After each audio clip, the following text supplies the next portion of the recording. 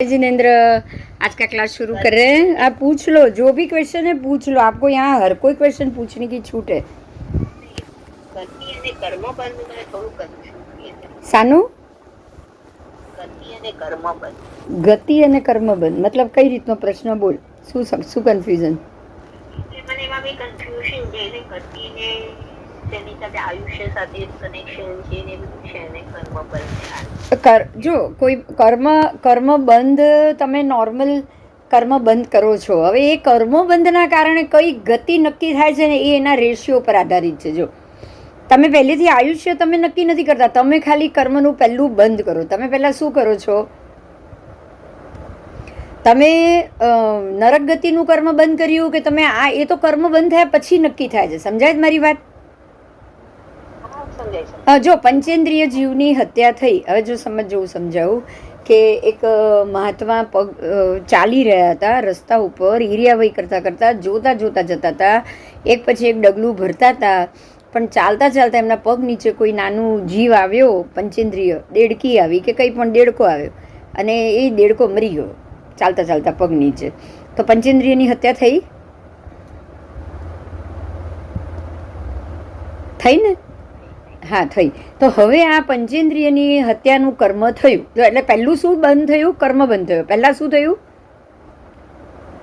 પહેલાં કર્મ બંધ થયો. હવે કર્મબંધ નક્કી થાય ને, આ કર્મબંધ તો થઈ ગયો, પણ હવે કર્મબંધ કઈ કક્ષાનો થયો એ હવે કક્ષાનું નક્કી થશે. સમજાય છે? જો હું આટો બાંધી રહી છું, હા, હું લોટ બાંધી રહી છું, લોટ, પાણી અને મીઠું બધું મેં લીધું, પણ મેં તેલ જ નહીં લીધું. સમજજે.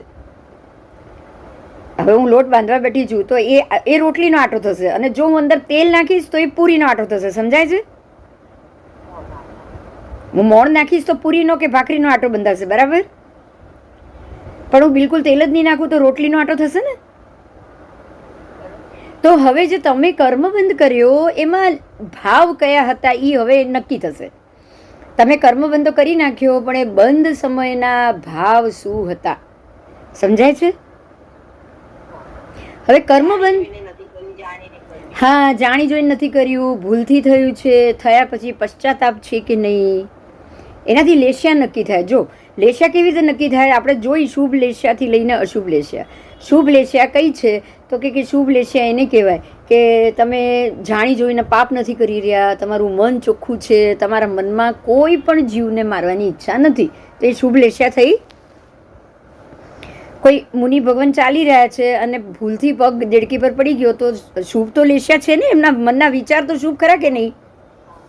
તો જ્યારે મનના વિચાર શુભ હોય તો એ કર્મબંધ શુદ્ધ લેશિયામાં બંધાયો, એટલે એમાં તીવ્રતા નહીં આવી, અશુભની તીવ્રતા નહીં આવી, પણ શુભની તીવ્રતા છે.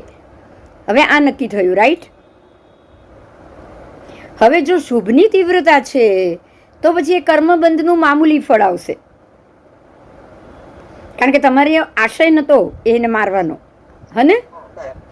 પણ હવે એના બદલે અશુભ કે ભાઈ મારે એને મારી જ નાખવો છે, મારા આને જીવતો જ નથી જવા દેવો, ભલે તમે આમ બેઠા બેઠા ખાલી મચ્છર કેમ ના મારતા હો, પણ એ મારું લોહી પી ગયો, હું મારીને હમણાં 1 મિનિટમાં મસળી નાખીશ, આવું બોલીએ ને આપણે, કરીએ બી ખરા ને? તો આમાં કયો આશય છે? અશુભ આશય, કે મચ્છર દેખાવું જોઈએ, હું તમે એને મારી નાખું, વાંદો દેખાવો જોઈએ, એના ઉપર તમે ઓલું છોડો. સમજાય છે? તો આ અશુભ આશય. હવે અશુભ આશયથી જો પંચેન્દ્રિયનો વધ થાય તો પછી લેશિયા કઈ આવી? અશુભ લેશિયા આવી. અશુભ લેશિયા આવી અને અશુભ આશય હતો એટલે અશુભ ગતિ થાય. અશુભ ગતિ તો નરક અને તિર્યંચ જ છે. અને શુભ આશય હોય, શુભ લેશિયા હોય, સારા ભાવ હોય, જોડે પુણ્ય પણ ઘણું બળવાનું હોય તો દેવ અથવા મનુષ્યમાં જાઓ. એટલે ગતિ તમારા કર્મના કારણની આવતી એની જે લેશિયા એના લીધે નક્કી થાય છે. સમજાયું? હા. આયુષ્યને શું કનેક્શન? તો હવે આવા તો કેટલા બધા કર્મ થાય ને જીવનમાં. हमारा जो प्रश्न आपका जो प्रश्न है वो कर्म बंद तो हो गया, अब आयुष्य कैसे नक्की हो रहा है? बराबर बराबर आवाज आवे छे? हाँ हाँ. तो होता ये है कि आपके एक के बाद एक जो भी कर्म है ना वो हमारे आत्मा के ऊपर लगते जाते हैं, बराबर। एक कर्म चढ़ा, दूसरा कर्म चढ़ा, तीसरा कर्म चढ़ा, अंकोड़े की तरह। अंकोड़ा मतलब जो डोरा रहता है ना, एक टन, 2 टन, 3 टन रहता है कि नहीं डोरा।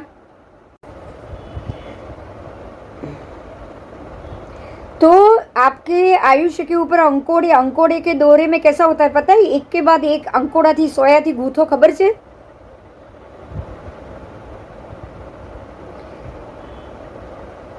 એક પછી એક દોરો, પેલા ધાગામાં દોરો કઈ રીતે સોયની અંકોડી કહેવાય, ખ્યાલ છે આટલી? દોરાની અંકોડી એટલે એકના ઉપર બીજો દોરો, હા, બીજામાં ત્રીજો, ત્રીજામાં ચોથો, ચોથામાં એના ઉપર પાંચમો, એમ ઓવરલેપ થાય। आयुष्य कर्म ऐसा कर्म है, कर्म ही ऐसे है, आयुष्य तो अभी बाद में, कर्म ही ऐसा होता है कि एक के ऊपर एक लपेटा जाता है। एक कर्म हुआ, दूसरा, मतलब कि एक पंचेंद्रिय हत्या हुई, उसके बाद दूसरे जीव को आपने मारा, तीसरे को मारा, चौथे को मारा, और सबकी जैसी जैसी लेशिया उस हिसाब से वो कर्म आपके आत्मा के ऊपर चिपकता जाएगा। और जैसे जैसे ये चिपकता जाएगा वैसे वैसे जितने कर्म आप करते जा रहे हो उतनी समय मर्यादा उसके ऊपर लगती जाएगी।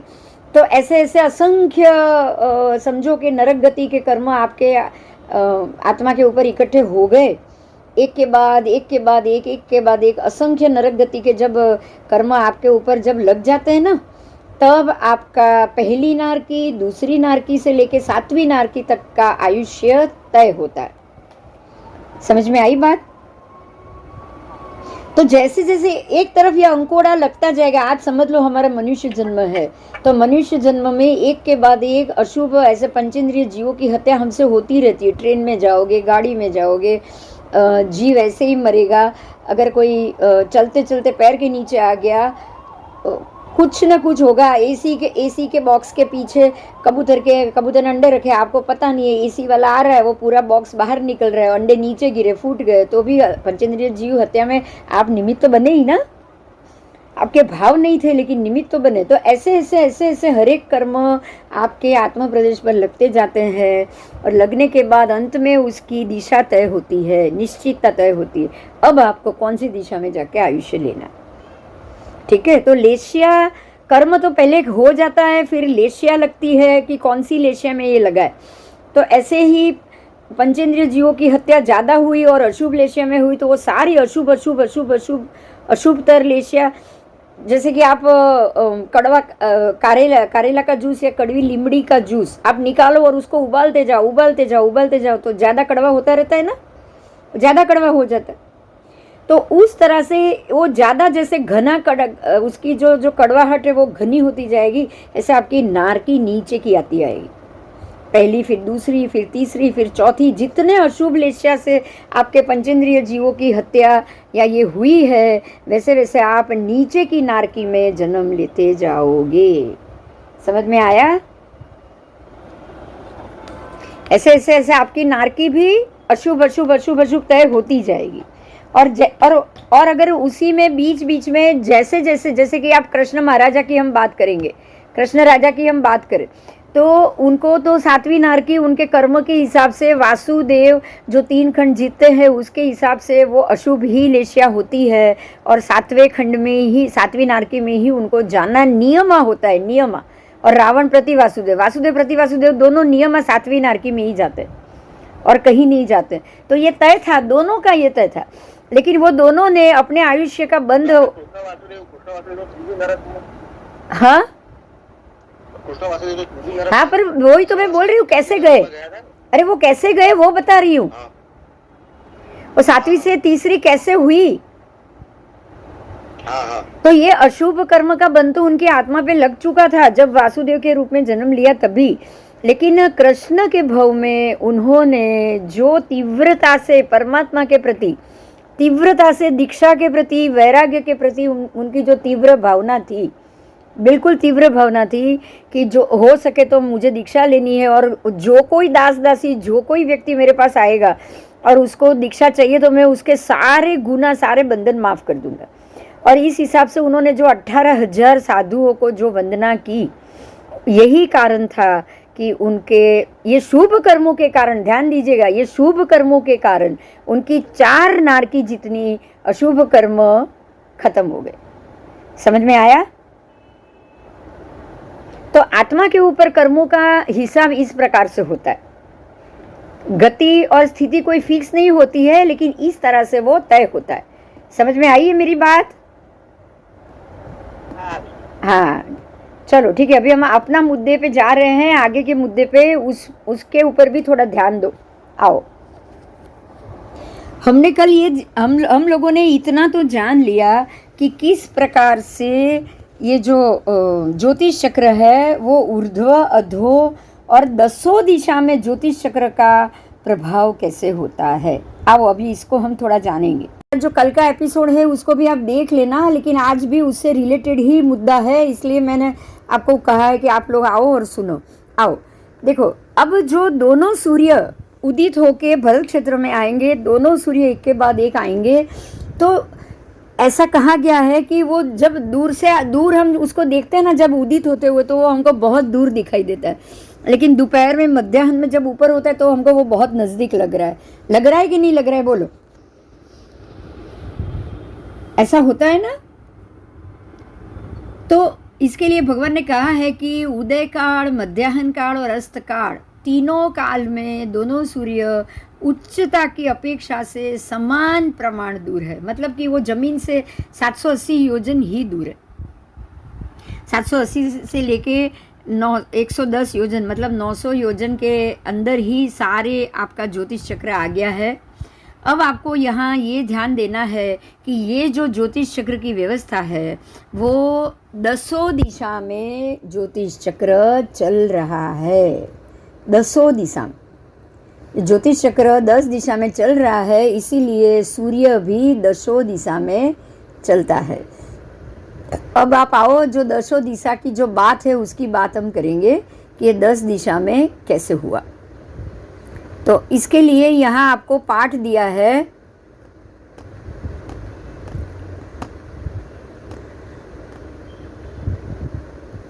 दिशा तो 10 हमने जान ली, जब रुचक प्रदेश पढ़ा तभी 10 दिशा जान ली थी, बराबर? आओ, तो दोनों सूर्य का गमन चक्रवाल क्षेत्र के अनुसार ही होता है। वो ऊर्ध्व में भी गमन करते हैं, अधो में भी गमन करते हैं और तिर्यक में भी गमन करते हैं। परमात्मा ने ये 3 जवाब दिया है कि वो ऊर्ध्व में भी है, अधो में भी है और मध्य में भी है। पर माप तो 780 योजन ही रहा। तो ये तो मैंने आपको पहले भी बताया था, वो शायद आपको समझ में आ गया होगा। मैंने पहले डिस्कस किया था कि जब 3 गांव की काया होती है तो उनकी मुट्ठी और उनकी वेद, वेद से हम जाएंगे, वेद उसके पहले आएगी मुट्ठी, पहले आएगा अंगुल प्रमाण इतना, उसके बाद मुट्ठी, फिर आएगी वेद, उसके बाद आएगा हाथ। तो ऐसे ऐसे हाथ नापा जाएगा, हाथ है इतना, ये 1 हाथ है, 2 हाथ तो पूरा हाथ हो गया, ये 2 हाथ हो गया। उसके बाद आप 2 हाथ खड़ा करके खड़े रहोगे तो ये 1 धनुष हुआ। कितना हुआ? आप 2 हाथ चौड़ा करो तो 1 धनुष, और ऐसे 2000 धनुष बराबर 1 योजन, बराबर? समझ में आया? आप हाथ चौड़ा करके खड़े रहो, वो एक धनुष है, ऐसे 2000 धनुष बराबर 1 योजन। अब आप ये समझाओ मुझे कि क्या पहले आरे के जो 3 गांव की काया होगी उसका हाथ ज्यादा चौड़ा होगा कि नहीं?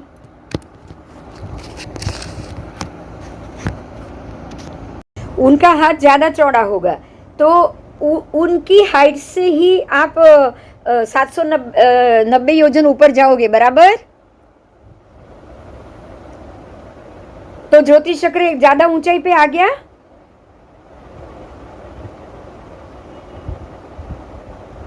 બિંદુબેન છઠ્ઠા આરામાં પછી આવડા નાના નાના માણસો હશે ત્યારે પણ એટલું જ।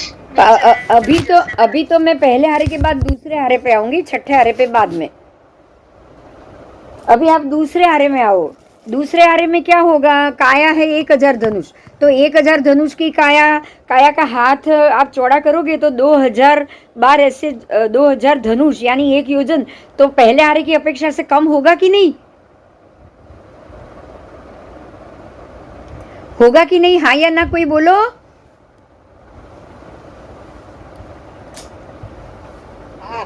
हाँ, हाँ, पहले पहले आरे की अपेक्षा से 1000 धनुष में कम होगा। अब आओ तीसरे आरे में 500 धनुष की का है, उससे और कम हुआ तो ज्योतिष चक्र उतना नीचे आ रहा है, तभी वो 790 योजन है, बराबर कि नहीं? हाँ हाँ, तो परमात्मा के जो पाठ है उसमें ये लिखा है कि उत्सर्पिणी अवसर्पिणी काल के आश्रित होकर 780 योजन जितना प्रमाण ऊंचाई की अपेक्षा से, किसकी अपेक्षा से? ऊंचाई, उच्छेद शब्द है आगम में, उच्छेद की अपेक्षा, मतलब कि जितने लोगों की ऊंचाई उतना प्रमाण से आपको 780 योजन गिनना है। बहुत स्पष्ट पाठ है, समझ में आया? तो आओ मैं अभी एक पिक्चर भी बता रही हूँ आपको। आओ देखो, ये पिक्चर देखो, देखो ये ऐसा मान लो कि ये जो ज्योतिष चक्र है, ज्योतिष चक्र कितना ऊंचा है आप देख सकते हो, देख रहे हो? क्यों पिक्चर नहीं? अरे हाँ, તમને ક્યાંથી દેખાશે? હા હા, એક જ મિનિટ દેખાશે, હમણાં દેખાશે. હું ભૂલી ગઈ, મેં લેપટોપમાં ચાલુ કર્યું. એક જ મિનિટ. આવો જુઓ, હવે દેખાશે, જુઓ, દેખાય છે? હવે હવે સીધું થયું. આવો જુઓ, હવે તમારે આ પિક્ચરમાં તમારે એક વસ્તુ જોવાની છે कि वो जमीन से ऊंचाई पे है बराबर 780 योजन. ये पहले आरे की ऊंचाई देखनी है. कौन से आरे की? पहले आरे में जो 3 गांव की काया वाले हैं उनके 780 योजन ऊंचाई, उत्सेद, उनकी ऊंचाई के प्रमाण की ऊंचाई. तो आपको ये इतना ऊंचा दिख रहा है, ऊर्ध्व क्षेत्र में ज्योतिष चक्र चल रहा है, ऊर्ध्व दिशा में. अब आओ अधो दिशा की मैं बात करूंगी. एक मिनट. हाँ देखो, अभी इसमें देखो अधो में आ गया दिशा, गैप में फर्क पड़ा.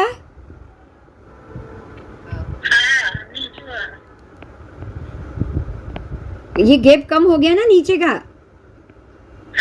तो ये जब पहला आ रहा, दूसरा आ रहा, तीसरा आ रहा, छठा आ रहा, जब तक छठा आ रहा होगा तो कितना नीचा हो जाएगा? परमात्मा ने उसका प्रमाण भी दिया है. प्रमाण दिया है कि 24 भाग जितना नीचे, 61 भाग के ऊंचाई की अपेक्षा. मान लो कि अगर कोई 61 माल का बिल्डिंग है, वो 61 माल से धीरे धीरे घटते घटते 24 माल तक नीचे उतार दो तो नीचा हो गया वो. यानी कि पहले आरे में वो 61 माल का है, दूसरे आरे होते होते वो 50 माल नीचा हो गया, तीसरा आरा होते होते 35 माल नीचे हो गया, और चौथा, पांचवा, छठा आते आते आते वो 24 माल नीचे उतर गया.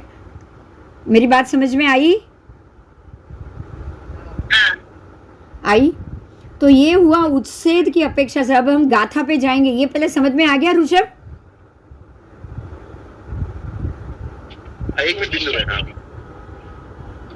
हाँ भले. હવે હું તમને હવે ગાથાનો પાઠ આપું છું. हाँ, तो ये पढ़ना है, आपको दिखाई देगा. मैं बोल रही हूँ, कोई बात नहीं, आप सुनो. दिशा 6 प्रकार से है: पूर्व, पश्चिम, दक्षिण, उत्तर, ऊर्ध्व और अधो. 6 प्रकार की दिशा बताई है और 4 विदिशा. तो जीव की गति ऊपर की 6 दिशा में होती है, बराबर. इसी तरह से 6 दिशाओं में आ गति भी होती है. गति मतलब जाना, आ गति का मतलब वहाँ से निष्क्रमण, निकलना. और उत्पत्ति स्थान, स्थान के प्रति आना, व्युत्क्रांति उत्पत्ति, स्थान में उत्पन्न होना, आहार, शरीर की वृद्धि, आहार की वृद्धि, शरीर की विकूर्णा, गति पर्याय यानी कि चलना, वेदना, समुद्घात, दिवस, रात वगैरह सब, काल के संयोग, अवधि आदि ज्ञान का विशेष ज्ञान, अवधि आदि सर्व विशिष्ट प्रकार के ज्ञान, जीवों के स्वरूप को प्रत्यक्ष से जानना, पुद्गल आदि अजीव जीवों के स्वरूप को भी प्रत्यक्ष रूप से जानना. इसी प्रकार से पंचेंद्रिय तिर्यंच और पंचेंद्रिय मनुष्य के लिए खास करके यही 6 दिशाओं में उनकी गति और आगति होती है. समझ में आया? अब ये 6 दिशा में यहाँ कौन कौन सी दिशा बताई है बोलो?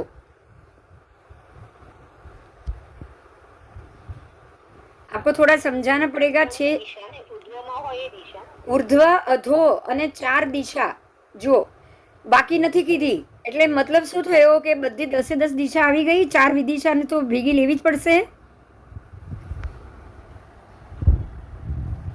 4 दिशा को लिया है तो विदिशा को भी लेना पड़ेगा ना. ऑटोमेटिक આવી જશે ને. તો હવે આ 4 દિશાને જો બીજો જ હવે આગમ પાઠ બતાવું છું, સાંભળો. હવે તમારે આજે દિશાનું જ મહત્વ લેવાનું છે.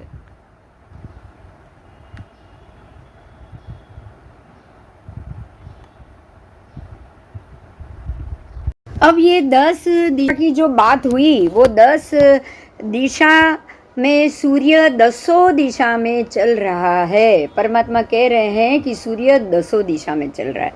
आओ मैं इसकी गाथा बोल रही हूँ, आप सुनिए. ये है आपका 7वां वक्षकार जम्बूद्वीप प्रज्ञप्ति की गाथा है. किसकी? जम्बूद्वीप प्रज्ञप्ति की गाथा है, जो अभी थोड़ी देर पहले मैंने शुरू किया था. दोनों सूर्य उच्चता की अपेक्षा से समान प्रमाण में है. 790 योजन से लेके 900 योजन तक वो प्रमाण हमेशा समान रहता है. कोई भी काल हो, ध्यान दो, प्रमाण समान है. लेकिन भगवान एक और बात भी कह रहे हैं कि हे गौतम, ये सूर्यों का गमन तत् चक्रवाल क्षेत्र मुजब होता है. ध्यान दो, भगवान कह रहे हैं कि ये जमीन से ऊंचाई का प्रमाण समान है, लेकिन दोनों सूर्य का और बाकी सारे ग्रह नक्षत्रों का गमन चक्रवाल क्षेत्र के अनुसार होता है. अच्छा, और ये चक्रवाल क्षेत्र ऊर्ध्व क्षेत्र में भी गमन करता है, अधः क्षेत्र में भी गमन करता है, तिर्यक क्षेत्र में भी गमन करता है. सुनिए भगवान क्या कह रहे हैं, सुनिए. देखिए आपको यहाँ दिखेगा, देखिए कि ये जो है वो ऊर्ध्व क्षेत्र में भी गमन कर रहे हैं, अधो क्षेत्र में भी गमन कर रहे हैं और तिर्यक में भी गमन कर रहे हैं. लेकिन उनकी क्षेत्र में ऊर्ध्वता, ध्यान दो, क्षेत्र में ऊंचाई, क्षेत्र में नीचाई અને ક્ષેત્રમાં તિર્યકતા, मतलब कि मध्य में રહેવું. ऊर्ध्वगमन, अधोगमन और मध्यगमन, तिर्यकता. योजन के 61 भाग में से 24 भाग प्रमाण उच्छेद की अपेक्षा से होती है. उच्छेद का मतलब ऊंचाई. समझ में आवे छे? उच्छेद का मतलब ऊंचाई. तो 61 भाग में से 24 भाग जितनी उच्छेद की अपेक्षा से होती है, ऊंचाई की अपेक्षा से. मतलब क्या हुआ पता है? लोगों की अगर 61 भाग जितनी ऊंचाई होगी तो वो ज्योतिष चक्र 61वें भाग में घूमेगा. अगर लोगों की ऊंचाई 50 भाग तक पहुंच गई तो ज्योतिष चक्र 50वें भाग तक चलेगा. और अगर लोगों की ऊंचाई जो 5वें हारे में 1.5 फुट की हो गई अंतिम, तब वो ज्योतिष चक्र 24वें भाग में चलेगा. समझ में आई है मेरी बात?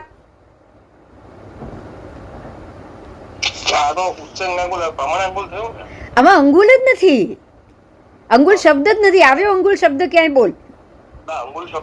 એટલે આપણે ઉચ્છેદ અંગુલ શબ્દ છે, એટલે આપણે એને અહીંયા લાવીએ છીએ. તને અહીંયા ઉચ્છેદ અંગુલ શબ્દ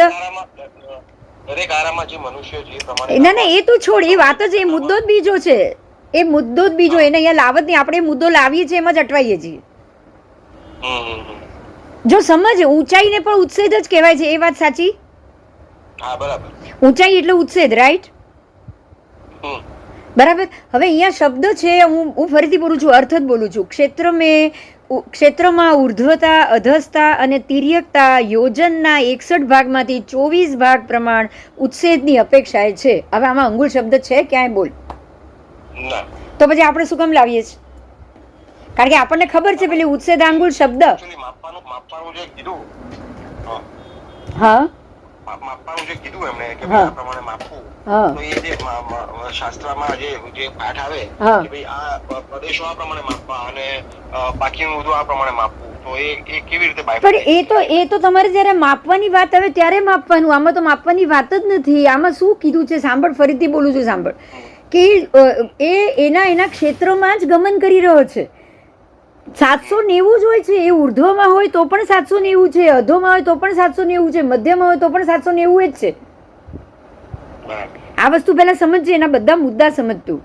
એ તમે 900 થી 790 કીધા ને? હા, 790 થી 110 યોજનમાં આખું જ્યોતિષ ચક્ર આવી ગયું. 790 યોજન થી માંડીને 900 યોજન ની વચ્ચે. એટલે એ જે તમે જે કીધા 900 થી 700 ને 10, હા, 710 ને કે 790?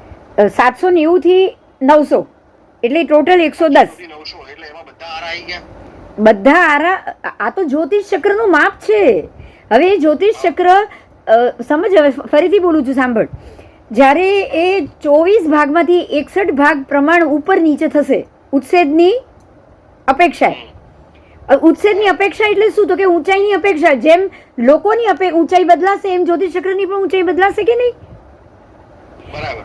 જો સમજ, ફરીથી સમજ. તમે યોજનનું માપ કેવી રીતે ગણ્યું? ફૂટપટ્ટી ક્યારે બી હતી જ નહીં. ત્યારે હતી ફૂટપટ્ટી? કોઈ માપ હતું? 1 મીટર, 1 કિલોમીટર એટલે આટલા, 10 કિલોમીટર એટલે 1 યોજન, એવું કોઈ માપ હતું? માપ પહેલા મુઠ્ઠી, બરાબર. આ વેઢો, પહેલો વેઢો એટલે પહેલી, પછી એક આંગળી, સૂક્ષ્મથી ચાલુ થશે, ઝીણાથી, પછી પહેલી આંગળી, પછી મુઠ્ઠી, એનાથી વધ્યું, વેત એનાથી વધી, બરાબર. પછી હાથ, અને પછી 2 હાથ પોળા કરો એટલે એક ધનુષ. તો આ તમારું 2 હાથ પોળા કરીને ઊભા છો અને એક ધનુષ છે. એ એક ધનુષ પહેલા આરાના જીવનું 1500ની ઊંચાઈ વાળાનું જુદું, 500ની ઊંચાઈ વાળાનું જુદું, અને 2 ફૂટનું, 1.5 ફૂટનું જુદું જુદું કે નહીં? તો તમારા દર વખતના યોજન નાના મોટા થયા કે નહીં થયા? તો યોજન નાના મોટા થયા તો માંડલાની ઊંચાઈ નીચે, ઉપર નીચેની ઊંચાઈ પણ નાની મોટી થશે કે નહીં થાય? પણ માંડલા તો નિયમમાં 790 જ રહેવાના છે. માંડલાની શરૂઆત 790 એ નિયમમાં રહેશે. જો ભગવાન શું કે છે સમજો. એ તો 790 જ છે ઊંચાઈની અપેક્ષા. એ વધારે ઊંચા હોય તો પણ, અને વધારે નીચા હોય તો પણ.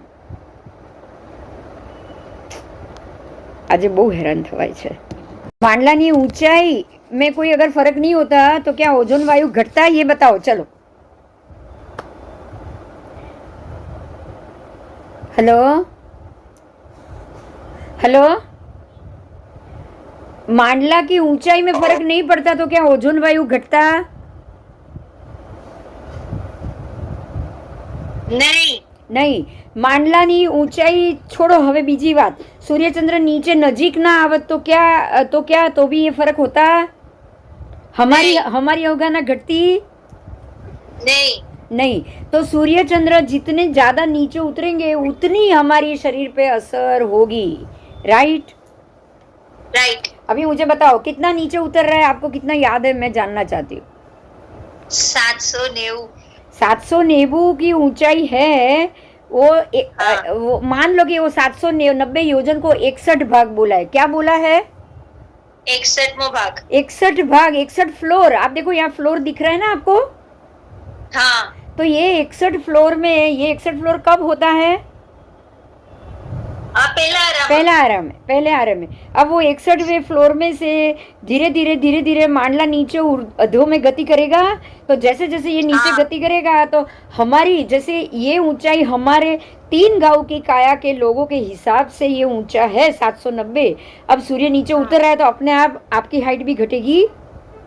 हाँ. तो आप अगर 5000 धनुष पे आ गए, 3 गांव मतलब 1500 धनुष. अब 1500 से 500 धनुष घट गए, 1000 पे आ गए, तो मांडले भी यहाँ उतर गए. हाँ, उतरेंगे. अच्छा, उसके बाद आप 500 धनुष पे आए तो मांडले यहाँ उतर जाएंगे. हाँ.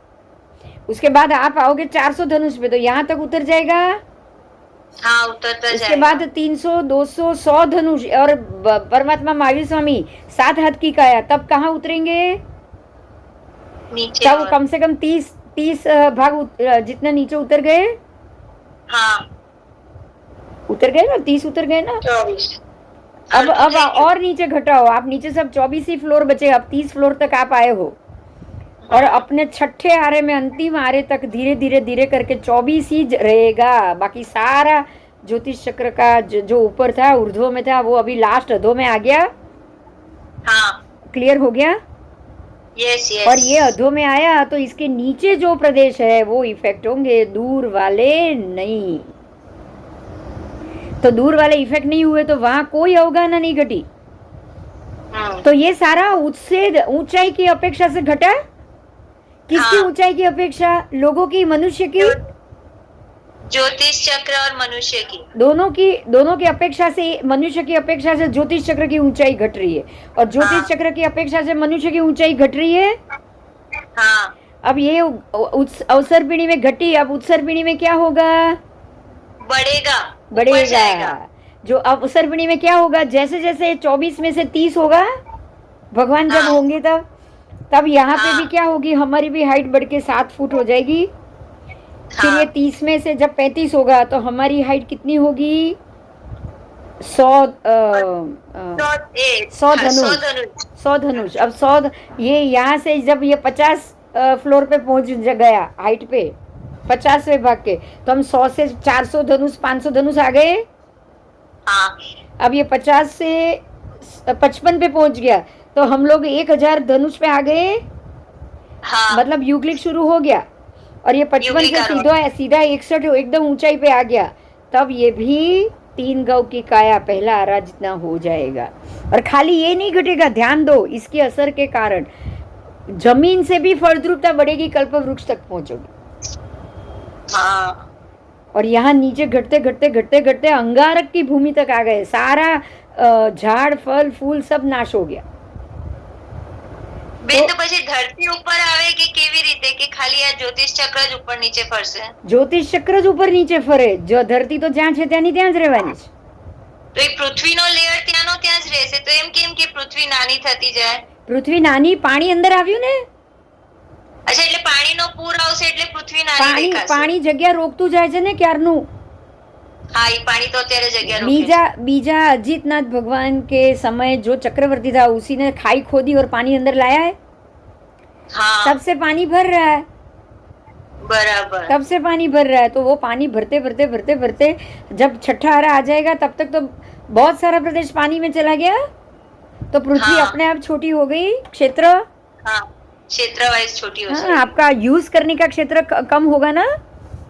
आपका रहने का क्षेत्र कम होगा और कुछ नहीं, सिर्फ रहने का क्षेत्र। तो बेन एम केम कि शाश्वत गिरिराज पर नानो થઈ જશે आज का। हाँ, अभी समझो जो आप इतने, जब आपकी हाइट कम हो गई तो क्षेत्र क्या, ऊपर रहे हुए सारे पर्वत भी कम होंगे। कैसे कम होंगे? ध्यान दो, ये तो शाश्वत और शाश्वत है ना। ये तो मिट्टी आपका जो पृथ्वी का है ना, उसके जीव वहां से निकलते जाएंगे। ओके।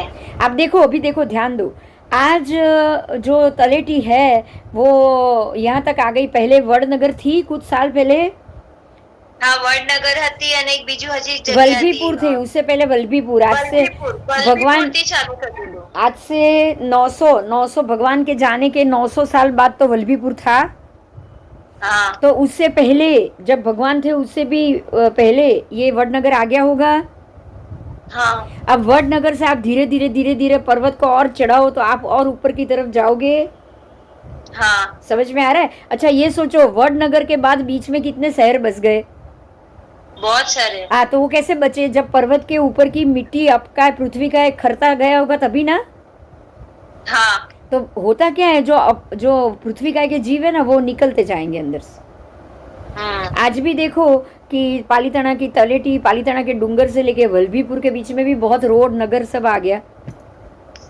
रास्ता सीधा हो गया।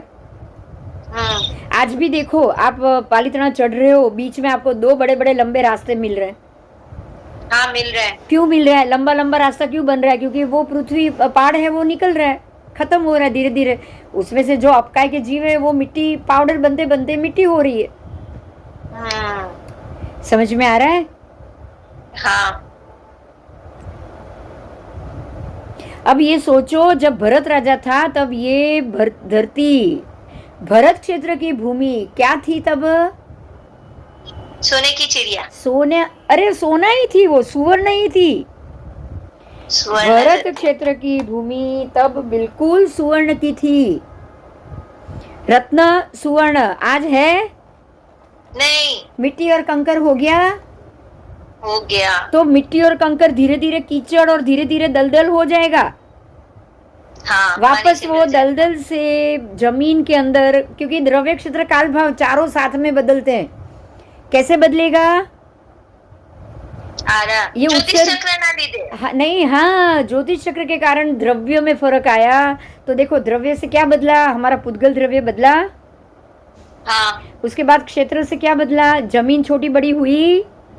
हाँ पानी आज ज्यादा आया तो आपको यूज करने की जमीन तो कम हो गई। अरे जमीन भी छोटी बड़ी हो रही है, पर्वत देखो कैसा उतर गया है। और पर्वत छोटे छोटे जब हो रहे छठा आरा होगा ना, तब तो खाली मंदिर ही रहेगा बस।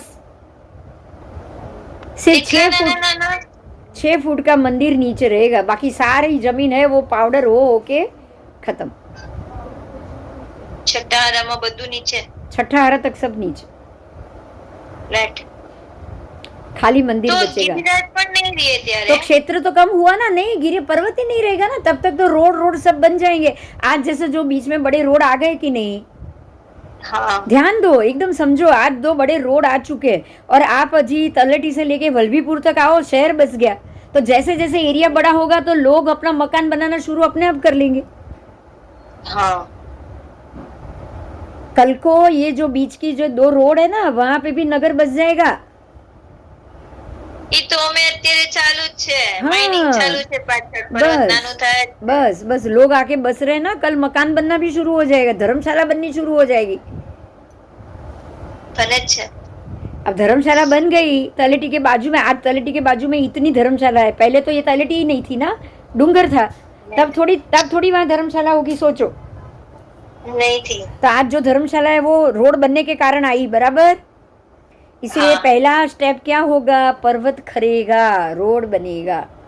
पर्वत खर के सम मिट्टी होती जाएगी, फिर नगर आके बसेगा, तब आप पालीताना। और अब आप बोलोगे पालीताना छोटा हो गया? नहीं, अरे फिर तो बोलना ही पड़ेगा ना कि अभी पर्वत आधा हो गया। बहुत छोटा हो जाएगा। हाँ, धीरे धीरे ऊपर ऐसे ऐसे ऊपर तक कवर होता जाएगा। समझ में आया? बराबर। समझ में आ गया ना? हाँ। तो ये इसका कारण क्या कि हर एक समय की ऊंचाई के कारण द्रव्य भी कम हुआ। द्रव्य मतलब पुद्गल द्रव्य, जो हम लोग है, हमारा शरीर की ऊंचाई अवगाना।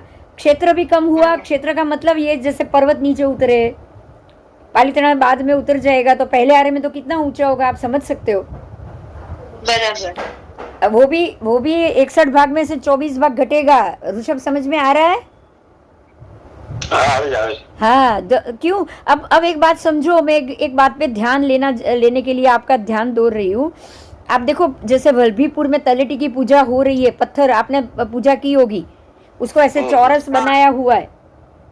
हाँ। ऐसे वडनगर में भी तलहटी की पूजा हो रही है। अब और ऊपर जाओ, आप केदारनाथ चले जाओ, केदारनाथ में शिवलिंग नहीं है, तलहटी की पूजा हो रही है, केसर से पूजा हो रही है, वरक छाप के हो रही है।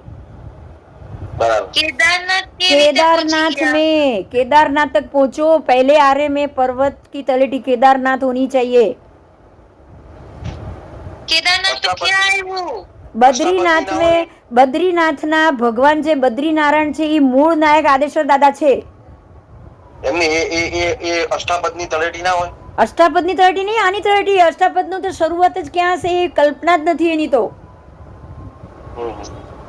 मतलब केदारनाथ मतलब ये कि जो आज अयोध्या है ना, वो भी ये अयोध्या नहीं है, बहुत दूर होगी और ऊपर की तरफ जाओगे आप। ના ના, એ તો આજ અયોધ્યા। આ નહીં, કેટલે દૂર સુધી હશે, કલ્પના કર તું। આ મોટી હશે, નાની થઈ એ વાત બરાબર, પણ જગ્યા તો અયોધ્યા કે ત્યાંથી માપો તમે, વૈતાઢ્ય અને બધી જગ્યાઓ માપો, અયોધ્યાથી મપાય ને। હા, એટલે તમારી વૈતાઢથી નજીકમાં એ આવશે, પણ બહારની એરિયાથી તો નાની થઈ ગઈ ને। હા, બહારથી એટલે અત્યારે જેમ પાલીતાણા મોટું થાય, શેત્રુંજય નાનો થતો જાય, એવી રીતના। બસ, એટલે શત્રુંજયનું મૂળ નહીં ખસે, પણ બહારનો એરિયા તો નાનો થશે ને એમ। બહારનો એરિયા કવર કરતા જાય, પેલો મૂળ ભાગ નાનો થતો જાય। બસ, એટલે હવે કલ્પના કરો કે શેત્રુંજયનો મૂળ ભાગ તો દાદાનું મૂર્તિ છે એ જ છે, પણ એની શરૂઆત છે કેદારનાથ સુધી। બોલો, જશે કે નહીં જાય? આટલું લાંબુ, આટલું મોટું તળેટી ખસેડો। અત્યારેથી વલ્લભીપુર આવો, અત્યારે તળેટી છે, ત્યાંથી વલ્લભીપુર આવો, વલ્લભીપુરથી વડનગર આવો, વડનગરથી કેદારનાથ જાઓ, કેમ નહીં જાય? હજી વચમાં બી એક બે જગ્યા હશે કે નહીં હોય? હા હોવી જોઈએ કે નહીં? પેલા એ કહો. હવે હમ હોવી જોઈએ ને? હવે ધ્યાન દો. બરાબર 84 યોજન નો પહાડ હતો આદેશ્વર દાદા વખતે. હમ આજે છે 84 યોજન? કઈ આ 84 યોજન આદેશ્વર દાદાના હાથ પ્રમાણે માપ ને. એટલે આપણા પ્રમાણે આજે 84 યોજન છે ને? હા હા, તો હવે દાદાના હાથ પ્રમાણે 500 ધનુષની કાયા પ્રમાણે 84 યોજન હોય હમ તો એની તળેટી કેદારનાથ હોઈ શકે કે નહીં? હા પોસિબલ છે. હા, બસ આ જ સમજો. બેન આવું ક્યાંક આગમમાં લખેલું છે? પણ તમે જુઓ તો ખરા પૂજા કઈ રીતે થાય છે. એ લોકો એની પૂજાની સિસ્ટમ તો ના બદલી શકે. ના ઈ તો નહીં બદલે, પણ એવું સાંભળ, સાંભળ્યું નથી ના ક્યારેય. સાંભળ 11 જ્યોતિર્લિંગમાં શિવલિંગ અને અહીંયા જ નહીં, એનું કારણ શું? ઈ તો નથી ખબર. એટલે આ પણ એક મૂળ મુદ્દો ખરો. હા અચ્છા, એ આ બરાબર કેદારનાથના નીચે બદ્રીનાથ, એનાથી 250 કિલોમીટર નીચે ત્યાં પણ આદેશ્વર દાદાની જ પ્રતિમા. પણ એ આપણા અંડરમાં નથી ને. આપણા અંડરમાં નથી, પણ દેરાસર અમે લોકો તો એની પક્ષાળ બી કર્યો. પક્ષાળ બી આપણી જેમ જ થાય છે. બદ્રીનાથ. હા, બદ્રીનારાયણ. હા, હું જઈ આવી ને, જોઈને આવી એટલું તો બોલું છું. મંદિરની બહારના ગોખલામાં બી આપણા જ ભગવાન છે. બદ્રીનાથ જે અંદર પક્ષાલ કર્યો એ પણ આપણા જ હા, એ ભગવાન પણ છે. આપણી જેમ જ પક્ષાળ થાય છે. કાળા આદેશ્વર દાદા છે બસ. ઓકે, આટલા મોટા જ છે? આટલા મોટા એટલે આટલા હશે, આટલા એકદમ મોટા નહીં, આટલા આટલા જ. પણ હું તો તમને હવે આપણે તો કેદારનાથ ઉપર જ જવું છે ભાઈ. નીચે આદેશ્વર દાદા એ જુદી વાત છે, પણ ત્યાં સુધી આપણી લિંક ખરી ને. આદેશ્વર દાદાની પ્રતિમા છે તો હું એમ પૂછું. ચાલ, હા, તો અગર આપણે ત્યાં જઈએ તો આપણે મિથ્યાત્વ ના લાગે ને? ન લાગે. અને આપણે કેદારનાથની તળેટી, કેદારનાથની તળેટીની જેમ જ એ પથ્થર કેવી રીતે પૂજાઈ શકે? એ લોકોમાં તો કોઈ એવો કેસરનો રિવાજ નથી, એ લોકોમાં વરગનો રિવાજ નથી. સમજાય છે? હા, સમજાઈ ગયો. અને બરાબર એ જ રીતે આમ ચોરસ કરી અને તળેટીના પથ્થરની જેમ સેમ ટુ સેમ. હવે વિડીયો જોજો આજે ગૂગલ ઉપર, હમણાં જ જોઈ. એટલે સમજાઈ જશે. એટલે હવે વિચારો કે 84 યોજનનો પહાડ હશે જ્યારે આદેશ્વર દાદા વખતે, ત્યારે ત્યાં સુધી હશે. બરાબર. હવે વિચારો ને, આદેશ્વર દાદા પૂર્વ 99 વાર શત્રુંજય પર આવ્યા છે, તો આ તળેટી હોય કે નહીં ત્યાંની? હોઈ શકે. એમ તો શરૂઆત ત્યાંથી જ કરી હોય ને શત્રુંજય પર ચડવાની. તો 500 ધનુષ વાળાની કાયા પહેલો પગ એ હિંગળાજના હળે મૂકશે કે નહીં મૂકે? મૂકે ને. સમજાય છે હવે આખી વાત? હવે બીજો મુદ્દો. જો આદેશ્વર દાદા વખતે ત્રીજા આરામાં 84 યોજન દૂર હોય, આ પાલિતાણાનો પહાડ 84 યોજનનો હોય, તો પહેલા આરામાં તમે એના જે આપણું જે અડધું ભરત છે ને, વૈતાઢયથી આ બાજુનું ભરત, ઋષભ ધ્યાન દેજે, વૈતાઢય પર્વતે અડધું થયું તો આ બાજુનો 265 યોજન છે, રાઈટ? ભરત 526, એમાંથી અડધું કરો તો 265 યોજન થશે. 263. તો 263 એટલે 61 ભાગ પૂરેપૂરું. હવે એના 24 ભાગ કરો, ઘટાડો.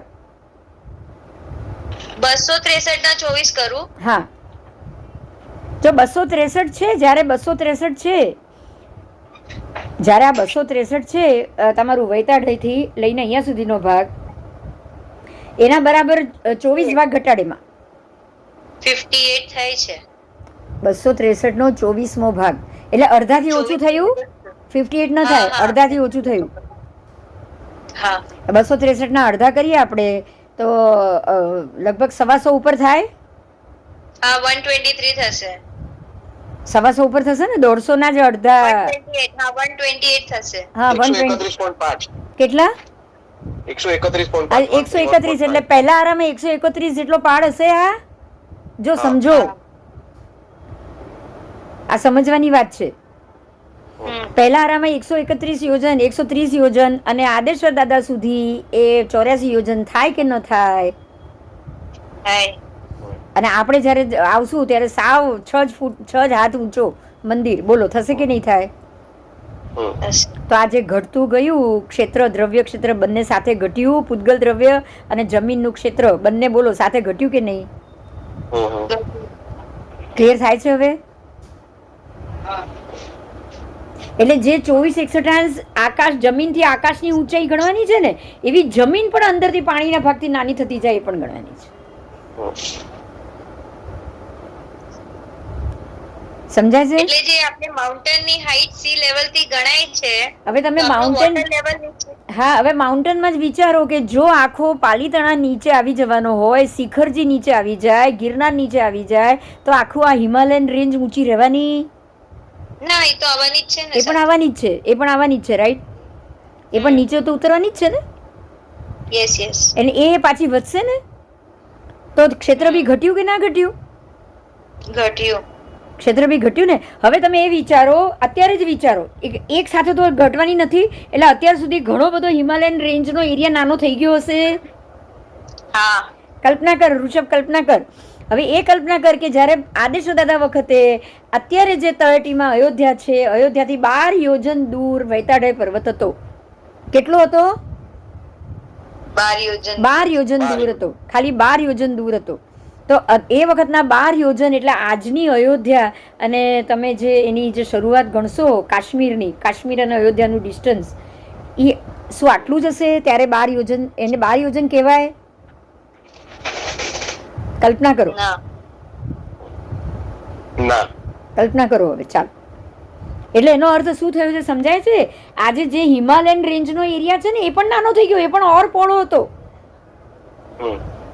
અષ્ટાપદનો એરિયા બી ઓર પોળો હતો. સમજાય છે આ વાત? હા. તો જેમ આપણો પાલીતાણાનો નીચે ઉતરી ગયો, એમ અષ્ટાપદ બી અંદર ઉતર્યું છે કે નહીં?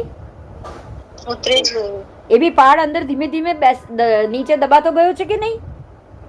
દબાય છે. એ પણ દબાયો જ છે. હવે પાલીતાણાની ઊંચાઈ જો 3000 ફૂટ હોય, સમજજો આજે, અને આ હિમાલયન ને બધાની રેન્જ તો 21,000 કે 28,000 ફૂટ છે, રાઈટ, ઊંચી, બરાબર? તો આપણો જયારે 3000 ની અપેક્ષાએ ઉતરશે, તો એ લોકોને 21,000 ની અપેક્ષાએ ઉતરશે કે નહીં? ઉતરશે. તો આપણો જમીન દોસ્ત થશે, પણ એ લોકોનો જમીન દોસ્ત થશે વૈતાડય પર્વતની રેન્જ? બોલો. હા, એ નહીં થાય, રાઈટ? એ નહીં થાય. સમજાય છે ને આ વાત? સમજાય છે? હા. એ 28, જુઓ ફરીથી સમજો, ફરીથી. પાલીતાણા અત્યારે 3.5 થી 4,000 જેટલી જ ઊંચાઈ છે, રાઈટ? વધારે ઊંચાઈ નથી. 4,000 ફૂટથી વધારે ઊંચો પાલીતાણા નથી. આપણે કંઈક લખેલો આવે છે ને 3300 કે 3500 સી લેવલથી ઊંચો. હવે સી લેવલથી ઊંચાઈ આની તો વધારે છે ને, આ એવરેજની ને બધાની તો ઊંચાઈ 28,000 ની ઊંચાઈ છે. પાલીતાણા 3,000 ફૂટ હોય તો આ લોકો 4,000 ફૂટ હોય તો આ લોકો 28,000 ફૂટ ઊંચા, બરાબર? તો આ જયારે 4,000 વાળો 0 થશે તો 28,000 વાળાને 4 ગણો ઉતારશું. તો આ જયારે 0 થશે ત્યારે પેલો 6,000 તો હશે કે નહીં? 7,000 તો ઊંચાઈ હશે કે નહીં? એટલે સમજાય છે? આખું મીની થઈ જશે, બધું મીની. તમારી જેવી હાઈટ નીચી થઈ તો અત્યારના જયારે ઊંચા 1.5 ફૂટના જયારે 1500 ધનુષ વાળાને અષ્ટાપદ ક્રોસ કરવો ભારે પડતો હતો ને, એમ પેલા 1.5 ફૂટ વાળાને એ વખતનો 6,000 નો ઊંચો અષ્ટાપદ બી ક્રોસ કરવો ભારે પડશે. બસ. એટલે હવે આ બધું ઉચ્છેદની અપેક્ષાએ 24-61 ભાગ ઉતરે છે. હવે આ બધું ક્લિયર થઈ જશે તને. જો 24-61 નહીં ભૂલાય. 24-61 ભાગ પ્રમાણ 61 ની ઊંચાઈમાંથી 24 ભાગ ઊંચાઈની અપેક્ષાએ બધું જ ઘટ્યું, રાઈટ? ક્લિયર થયું? હવે સમજો, આ દ્રવ્ય અને ક્ષેત્ર બે ઘટ્યા, હવે કાળ બી ઘટી રહ્યો છે. કાળ કેવી રીતે ઘટી રહ્યો છે? કાળ માટે બહુ મહત્વનો મુદ્દો છે કે જ્યારે આ જ્યોતિષ ચક્ર ઊંચાઈ હતું ને, એકદમ ઊંચાઈએ ઉર્ધ્વએ, તો ગ્રહણ પણ 3 પ્રકારના કીધા. ઉત્કૃષ્ટ ગ્રહણ જુદું, જગન્ય ગ્રહણ જુદું. આ સૂર્યચંદ્ર ગ્રહણ થાય છે ને, જે ઉત્કૃષ્ટ ગ્રહણ 48 વર્ષે સૂર્યગ્રહણ થતું હતું. કેટલા વર્ષે? 48. હવે તો કેટલી વાર થાય છે? હવે તો દર 6 મહિને થાય છે. આપણે જગન્યમાં આવી ગયા, દર 6 મહિને ગ્રહણ થાય. તો કાળમાં બી બદલાવ આવ્યો. જે ગ્રહણનો રાહુ થી સૂર્ય પાસે પહોંચવાનો સમય, રાહુ જે એ ગ્રહણનો જે પાઠ હોય ને આપણો, કે ભાઈ ઉત્કૃષ્ટમાં આટલા ટાઈમે થાય ને ઓછામાં ઓછું આટલા ટાઈમે થાય, તો આપણે સૌથી ઓછામાં ઓછા સમયમાં અત્યારે છીએ. અત્યારે જગન્ય સમયમાં આવી ગયા દર 6 મહિને ગ્રહણ. જગન એટલે 6 મહિનાથી 3 મહિના આવવાનું નથી. ના એ નથી આવવાનું. જગન્ય 6 મહિનાથી અંદર ઘટવાનું. છઠ્ઠા આરામાં આવે ને. ના છઠ્ઠામાં આવે એવું જરૂરી નથી. પાંચમો બી ઉતરતો કાળ તો આવી જ ગયો ને અત્યારે બી. આપણા ઉતરતા કાળ આવી ગયો તો હવે સૂર્યમંડળ વધારે નીચે નહીં આવે. સૂર્યમંડળ હજી તો આવવાનું જ છે. આપણે 1.5 ફૂટના થશું ત્યાં સુધી તો યોજન ઘટવાનું જ છે. ગ્રહણમાં પણ ફરક નહીં પડે. ના એનું કારણ કહું તને કે એમાં ખાલી 2 જ ભાગ કીધા. એના આખા 6 ભાગ અલગ અલગ નથી કીધા. જો સમજ, આ 24 61 24 ભાગ થયા એને તું 6 આરામાં ડિવાઈડ કર તો દરેક આરાના 4 ભાગ તો ઉતર્યા ને. દરેક આરામાં આ 24 પહોંચ્યું છે. જો 24 61 માંથી 24 ભાગ ઉતર્યું તો દર એક આરામાં 6 ભાગ ઉતર્યું. પહેલા આરામાં 6, બીજામાં 6, અરે 4 ભાગ. પહેલામાં 4 ઉતર્યું, બીજામાં 4, ત્રીજામાં 4, તો 6 ચોકા 24 ઉતરશે ને છેલ્લે સુધી. બરાબર. પણ ગ્રહણમાં કઈ તમને એવા 6 ભાગ નથી કીધા, 24 ભાગ નથી કીધા. ગ્રહણ તો 2 જ કહી દીધા. ક્યાં તો ઉત્કૃષ્ટ ને ક્યાં જગન્ય. બરાબર. સમજાય છે? સમજી ગયો. બસ. એટલે આની અસર કાળ ઉપર પણ પડી. આ કાળથી મેં તને સમજાવ્યું. કાળ બી ઘટ્યો કારણ કે ત્યારે 48 વર્ષે સૂર્યગ્રહણ અને 48 મહિને ચંદ્રગ્રહણ. જે આજે તો સૂર્યગ્રહણ પોતે બી 6 મહિના આવી ગયું. ત્યારે તો સૂર્યગ્રહણ ચંદ્રગ્રહણ બંનેના સમય બી અલગ, ટાઈમ બી જુદા. ખાલી ચંદ્રગ્રહણ જ થયા કરતા, સૂર્યગ્રહણ તો થતું બી નતું ત્યારે. 48 વર્ષે થતું હતું એવો પાઠ છે. અને આજે તો બંને 6 મહિને થાય એનો અર્થ એ થઈ ગયો કે માંડલા નીચે આવવામાં એ જે ગ્રહણનો કાળ હતો એ પણ ફરક પડી ગયો. સમજાયું? એટલે સમય આ રીતે પણ બદલાયો. અચ્છા, ઉત્સર્પિણીથી અવસર્પિણીમાં આવ્યા. દરેક ક્ષણે ક્ષણે સમય બદલાણો. અનંત પર્યાયમાં ઘટત ક્ષણે ક્ષણે બદલાઈ તો કાળ બી બદલાયો ને. પહેલો આરો, બીજો આરો, ત્રીજો આરો, ચોથો, પાંચમો, છઠ્ઠો કાળ બી બદલાય છે કે નહીં? બદલાય છે ને. બસ. એટલે દ્રવ્ય ક્ષેત્ર કાળ ત્રણે બદલાયા. અને આ 3 બદલાવાના કારણે ભાવ એની જાતે જ બદલાયા. પહેલા, બીજા, ત્રીજામાં તો ઉત્કૃષ્ટ ભાવ જ નથી. પણ એટલા સારા ભાવ છે કે બધા દેવલોકે જ જાય છે. સમજો, એટલા સારા ભાવ. ઉત્કૃષ્ટ નહીં બોલું, સારા બોલીશ ખાલી, કારણ કે મોક્ષ નથી મળતો તમને. બરાબર. પણ પાપ જ નથી. બધા ડાયા કહેવાય. બધા ડાયા કહેવાય. ત્રીજા આરામાં જડતાની શરૂઆત થઈ એટલે પેલા બગડવાની શરૂઆત કહેવાય ત્રીજા આરાથી. ચોથા આરાથી બગડવાની શરૂઆત. બધું બગડી રહ્યું છે. પૃથ્વી બગડી, બધું બગડ્યું. કલ્પવૃક્ષ ગયા, ખેતી કરવી પડશે. રાઈટ? બરાબર. એટલે લોકોના પણ ભાવ બગડ્યા. અને હવે ધીરે ધીરે તોય મોક્ષ જઈ શકતા હતા. એ ભાવ બગડે એટલે મોક્ષ જઈ શક્યા. કારણ કે પાપ હોય તો જ પુણ્યની કિંમત થાય. કર્મમાં તમારે પાપ ચડેલા છે એને ઉતારવાનો તો સમય હતો જ નહીં. પહેલા પાપ ઉતારવાનો સમય હતો ને એટલે દરેક જીવ પાપથી તો ઘેરાયેલા જ હતા. તે પાપ ઉતરે ક્યાંથી? એટલે એ લોકોને મોક્ષ જવા મળ્યું નહીં. પણ હવે પાપ વધ્યું એટલે પાપનો હિસાબ ચાલુ થયો એટલે હવે તમારો મોક્ષ જવાની શક્યતા વધી. સમજાય છે? આ સમજવા જેવી વાત છે. એટલે ભાવ તો ધીરે ધીરે ઘટતા જ જાય છે. જળ અને વક્ર થતા ગયા. અત્યારે ટોટલ જળ વક્ર પર આવી ગયા. તો ભાવ બી 61 માંથી 24 થયા. ભાવ બી 61 માંથી 24 ભાગ ઘટ્યા. સમજાય છે? બરાબર. તો દ્રવ્ય ક્ષેત્ર, કાળ, ભાવ, આ બધી વસ્તુઓમાં 24 61 ઊંચાઈની અપેક્ષાએ ઘટત. ઊંચાઈની અપેક્ષા એટલે જેવા ગ્રહ નક્ષત્ર ઊંચા છે તમારું આ બધું જ પોઝિટિવ છે, શુભ છે. જેવા ગ્રહ નક્ષત્ર ઊંચાઈની અપેક્ષાએ 24 ભાગ, એટલે પહેલા 4 ભાગ ઉતર્યા, પછી 4 ઉતર્યા, પછી 4 ઉતર્યા, એમ એક આરો ઉતરતો ગયો. હવે આજ પાછું ચડશે, એમ એક આરો ચડતો જશે. તો આ બધું બદલનાર કોણ? ગ્રહ અને નક્ષત્ર. હવે આને તમે આજના સાયન્સ સાથે ટેલી કરો, જો તમને 100% બધું ટેલી થાય છે. આજે તમે એવું કહી શકાય કે જૂનો પહેલાનો સમય હતો, અત્યારે આપણે કોઈ પણ જગ્યાએ ખોદકામ કરીએ છીએ ને તો અંદરથી જૂના નગરોના બધાના અવશેષ મળે છે. હવે ખોદકામ આપણી જમીનની નીચે હોય છે. તો પહેલા જમીન એટલે નીચે હતી, હવે જમીન ઉપર આવી એટલે આપણે સૂર્યચંદ્ર વધારે નીચે આયા, એવું એ કહી શકાય આપણે?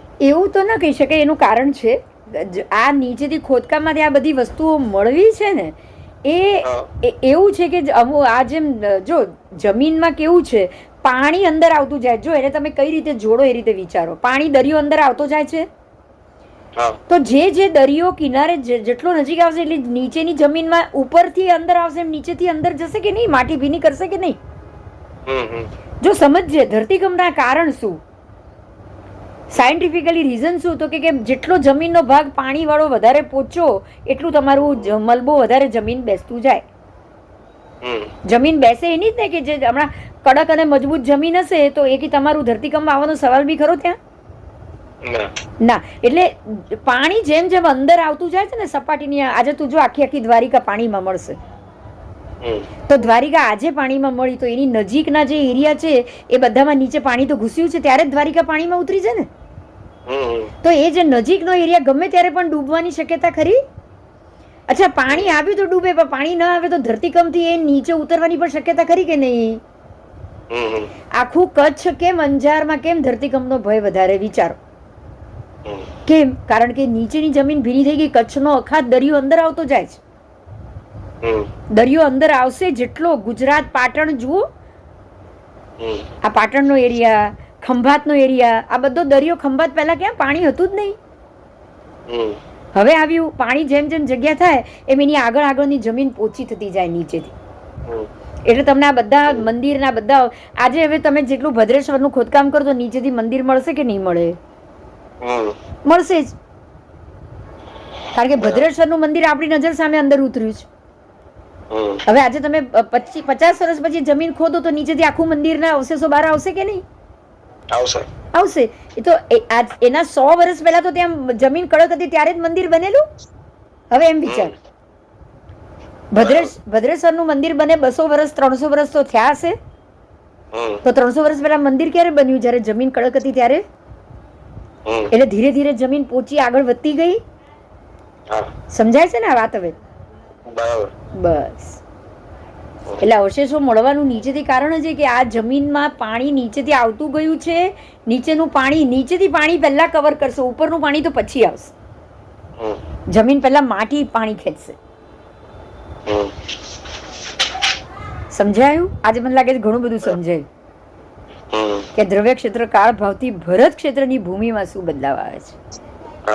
અને આ 5 ભરત અને 5 ઐરાવતમાં જ આવશે, બાકી ક્યાંય નહીં આવે. કારણ કે બાકીના બધા પ્રદેશો અંદરના ભાગમાં છે, સૂર્યચંદ્રના માંડલાથી જ અંદરના ભાગમાં છે. અને દરિયાનું પાણી ખાઈ ખોદીને આવશે તો અહીંયા, ત્યાં સુધીમાં તો અવસરપીણી ચાલુ થઈ જશે. ખાલી 24 જ ભાગ જેટલો. આપણે સૂર્યચંદ્રના જે માંડલા છે ને, એક પણ માંડલા વિદેશ ક્ષેત્રમાં, માંડલા પતે પછી જ વિદેશ ક્ષેત્ર ચાલુ થાય છે. આ માંડલા પતે પછી જ માંડલા છે. પછી તો માંડલા ખાલી 180 યોજનમાં છે, જુઓ જમ્બુ દ્વીપના, બરાબર? 180 યોજન પછી તો ત્યાં તો એ લોકોને પેલું વનખંડ અને ઓલું છે, પેલું કહેવાય ને બાગ બગીચો, વેદિકા છે, પદ્મવર વેદિકા અને વનખંડ છે, રાઈટ? પહેલા અને એ પણ કેટલા યોજન? સીતામુખ વન, એના પર તો સીતામુખ વન 2,500 યોજન સુધી, 2,500 યોજન સુધી સીતામુખ વન આવ્યું. બરાબર. એટલે ત્યાં સુધી તો સૂર્યના કોઈ નગર કઈ છે જ નહીં, કોઈ માણસ જ નથી. સીતા મુખવન પછી પેલું ચડતું જાય. એટલે તમે હવે એ કલ્પના કરો કે 2,500 યોજન સુધી ચડી ગયા, તો હાઈટ બી ચડી ગયા પાછા એ લોકો. એટલે આપણું અહીંયાનું જે હેમવત ક્ષેત્ર છે એ જગ્યાએ ત્યાં તો કોઈ માણસ જ નથી. અને પછી તમારી આ બધું ચાલુ થયું, જે પણ અત્યારની વિજયો, પછી બધી વિજયો પછી ચાલુ થયા. તો હવે જો જસ્ટ વિચાર કે બરાબર મેરુનું મધ્ય પકડ, હવે મધ્યથી પાછો આવ. બરાબર મેરુના મધ્યથી 5,000 યોજન સુધી મેરુ છે. 5,000 યોજન પછીના કેટલા હજાર યોજન હું તને કહું, ભદ્રશાલ વન એ કેટલા 18,000 યોજન સુધી ભદ્રશાલ વન છે. એટલે 18 ને 5 23,000 યોજન કાઢ. 23,000 એટલે હવે બાકી રહ્યા કેટલા? 50,000 સુધીના. 50 માંથી 23 જશે તો 28,000 યોજન રહ્યા. તો આ તો ખાલી 21,000 યોજનમાં બધા તમારા ચાલુ થાય છે. હવે 21,000 યોજનમાં તો તમારા 8 પ્રદેશો આવી ગયા. વિદેશ, હા, ક્ષેત્ર આવી ગયા. 27,000 નહીં, 21 જ આવી ગયા. 22,000 જ. એટલે બાકીના 6,000 યોજન તો કિનારો ખાલી છે. બેન, કિનારેથી 6,000 યોજન સુધી કાંઈ નહીં, પછી 22,000 યોજન સુધી તમારા આ બધા વિદેશ ક્ષેત્રો આવ્યા. તો 6,000 યોજન સુધી કાંઈ નથી તો ક્યાંથી એ લોકોને અસર થશે ગ્રહોની? બોલો. નહીં થાય. બેન એક પ્રશ્ન છે. હા બોલો. આમાં જે યોજનનો માપ લઈએ ઉત્કૃષ્ટથી લઈએ છે? યોજનનું માપ ઉત્કૃષ્ટ છે જ નહીં, દરેકની અવગાહના પ્રમાણે. મારી મુઠ્ઠી ના, ઈ આમ હમણાં આપણે જે બેતાડિયા પર્વતની આગળનું ઓલું બધું વનોનું માપ લીધો, ઈ યોજન કયું લેવાનું? ઉત્કૃષ્ટથી લેવાનું? આપણું ભરત ક્ષેત્રનું કોઈ પણ માપ ઉત્કૃષ્ટ આવે જ નહીં. દર સમય બદલાય, એટલે તમે ઉત્કૃષ્ટથી જગન્યમાં જાઓ છો. એક માપ ક્યારે નહીં આવે. તો જે આગળનું આપણે વનોનું માપ ગણીએ છીએ, સીતામુખવન, પદ્મ, એ બધું પણ એમાંય બદલાશે ને. કેમ આપણને અસર થશે એને નહીં થાય? અચ્છા, તો એમાં પણ ઈ પણ એવી રીતે નાનું થતું જશે? નાનું થતું જાય એરિયા. પાણી પણ ત્યાં કોઈ પાણી તો અંદર લાવ્યું નથી. ના, બસ ત્યાં પાણી તો અંદર આવ્યું નથી. નહીં, બસ ખાલી ગ્રહ નક્ષત્રની અસર થશે એ લોકોને. બરાબર. પાણી તો કોણ લાવ્યું? ભરત ક્ષેત્રના ચક્રવર્તીએ ખાઈ ખોદી એટલે પાણી આવ્યું, રાઈટ? તો ભરત ક્ષેત્રના ચક્રવર્તીને એવી બુદ્ધિ ચાલે તો ઐરાવતના એક ચક્રવર્તી આ કર્યું હશે કે નહીં? કામ કર્યું હશે ને. આવું સેમ બીજા અજીતનાથ ભગવત વખતે ત્યાંનો ચક્રવર્તી ત્યાં કામ કરવાનું જ છે. પાંચે ભરત પાંચે ઐરાવતમાં કામ થાય. ખાલી આ એક ભરત બી નહીં. ગ્રહ માંડલા જયારે નીચે ઉતરે ને ત્યારે આપણી બુદ્ધિમાં કુબુદ્ધિ આવે. સમજાય? હા, જે ચક્રવર્તી જે રાજા હોય એને થોડી દુર્બુદ્ધિ આવે કે લા હું આ કામ કરું. એને કે આની જરૂરત જ ન હોય, એની કઈ જરૂર થોડી હોય. હા, છતાં એ આ કામ કરે. સમજાયું? ચલો, આજે ઘણું બધું સમજાયું, રાઈટ? પાછો આપણે આજ ક્લાસ કાલે પાછો ડિસ્કસ કરશું. એટલે ત્યાં સુધીમાં શું તમે આ બધું વિચારીને રાખજો. કઈ ક્વેશ્ચન, કઈ આ બુકો તમારી પાસે છે જ, કઈ વાંચીને પણ રાખો. અને જે પ્રશ્ન થાય એ કરજો. આ 90 થી લઈને 99 સુધીના 9 પાના વાંચી જાઓ બધા. બરાબર? કાલ પાછી આપણે આના ઉપર ચર્ચા કરી. હા, ચાલો. જય જિનેન્દ્ર. જય જય.